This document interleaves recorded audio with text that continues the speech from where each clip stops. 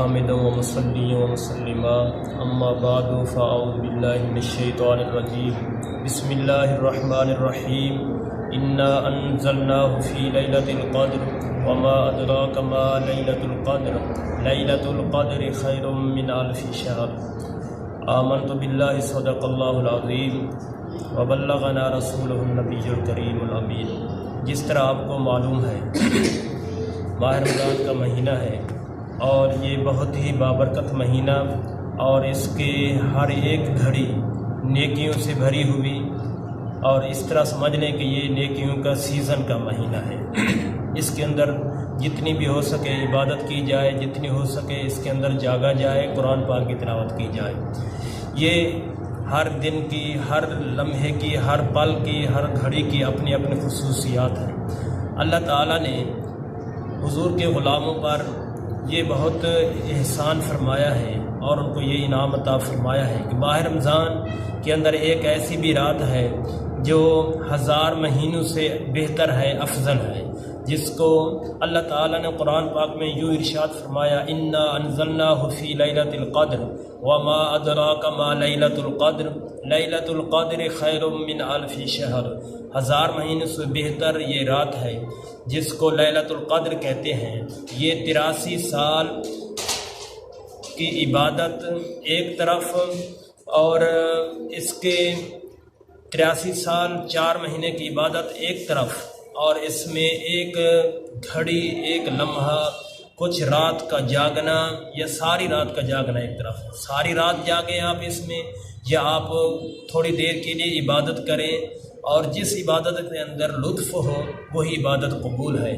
علامہ مفتی احمد یار خان نعیمی فرماتے ہیں روزہ رکھنے سے گناہ صغیرہ معاف ہو جاتے ہیں، اور تراویح پڑھنے سے کبیرہ گناہ ہلکے پڑ جاتے ہیں، اور فرمایا شب قدر کی عبادت کرنے سے درجے بڑھ جاتے ہیں۔ تو یہ کتنی ہمارے لیے سعادت کی بات ہے کہ اس کے اندر جاگیں اور اس کے اندر بیٹھ کے عبادت کریں، اس کے اندر بیٹھ کے رب کو منائیں۔ تو یہ اس کے ہر ایک گھڑی جاتے ہوئے یہ کہتی ہے کوئی ہے میرے اندر کچھ مانگنے والا، کوئی ہے میرے اندر کچھ پانے والا۔ تو یہ ہر گھڑی صدا دے کر یہ چلی جاتی ہے۔ اور اس کی عبادت کے بارے میں یوں بزرگ فرماتے ہیں کہ اس کی کم سے کم عبادت 2 نفل ہے، زیادہ سے زیادہ 1000 نوافل، اور درمیانے 100 رکعات نفل پڑھے جائیں، یہ اس کی عبادت ہے۔ اب آپ کی مرضی ہے آپ جتنا اس کے اندر جاگیں، لیکن ایک بات کا یہ بھی خیال رکھیں، اس محبت کے ساتھ جاگیں کہ آپ اس رات کی عبادت بھی کریں اور صبح کی فجر کی نماز بھی ساتھ ادا کرنی ہے۔ اگر آپ کی فجر کی نماز رہ گئی تو آپ کی ساری رات کی عبادت کا کوئی فائدہ نہیں ہے۔ فرض کو چھوڑ دینا یہ بھی عقل مندی کی بات نہیں ہے۔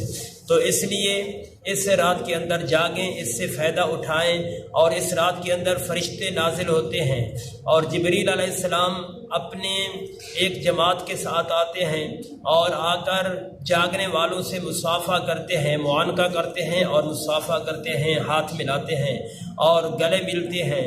یہ کتنی خوش نصیبی ہے کہ فرشتوں کا سردار بھی ہمارے ساتھ گلے مل رہا ہے، فرشتوں کا سردار ہمارے ساتھ معانقہ کر رہا ہے اور ہاتھ ملا رہا ہے۔ جب تمہیں عبادت کے اندر لطف آنے لگے، اگر قرآن پڑھتے ہوئے آپ کا دل کر رہا ہے کہ میں اور پڑھوں، تو سمجھ لیں کہ آپ کی عبادت قبول ہو گئی ہے۔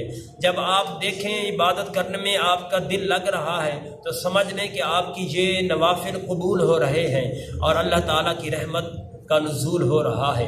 شب قدر پانے کی نشانیاں بزرگوں نے یہ بتلائی ہیں کہ اس رات کے اندر خاموشی ہوتی ہے، اور جس کو بھی شب قدر ملتی ہے اس کو یوں محسوس ہوتا ہے کہ آسمان صاف اور شفاف، اور ٹھنڈک زیادہ نہیں ہوتی اور نہ ہی زیادہ گرمی ہوتی ہے، اور جسم کے اندر لرزہ طاری ہوتا ہے، کپ کپی طاری ہوتی ہے جب جبریل تم سے مصافحہ کرتے ہیں۔ اور جب سورج صبح کو طلوع ہوتا ہے تو ایک گول ٹکیا کی طرح ہوتا ہے، اس کی کرنیں نہیں ہوتی ہیں۔ تو فرمایا یہ شب قدر کی نشانی ہیں جو بزرگوں نے بتلائی ہیں۔ حضرت عبادہ بن صامت فرماتے ہیں حضور آقا دو عالم صلی اللہ علیہ وسلم نے فرمایا کہ ماہ رمضان کے اندر زیادہ سے زیادہ عبادت کرو، اور اس کے اندر ایک رات ایسی ہے جو گزشتہ امتوں کے 83 سال 4 مہینے کی عبادت ایک طرف اور تمہارا اس رات کے اندر جاگنا ایک طرف، وہ اس کے برابر ہے۔ یہ کیوں ہوا ہے، یہ رات کیوں ملی ہے؟ اس کے بارے میں حدیث پاک میں آتا ہے کہ حضور صلی اللہ علیہ وسلم کو اللہ تعالیٰ نے اپنی امت کی عمریں دکھائی ہیں کہ ان کی یہ عمر ہوگی، تو حضور صلی اللہ علیہ وسلم نے جب اپنی امت کی عمر کو دیکھا اور گزشتہ امتوں کی عمریں بھی دیکھیں تو حضور غمگین ہوئے کہ ان کی تو اتنی بڑی عمریں ہیں اور وہ زیادہ سے زیادہ عبادت کرتے رہے، میری امت کے لوگ بہت کم عمر ہیں اور یہ اتنی عبادت نہیں کر سکیں گے۔ تو اللہ تعالیٰ نے اس کے سلے میں یہ رات عطا فرمائی ہے۔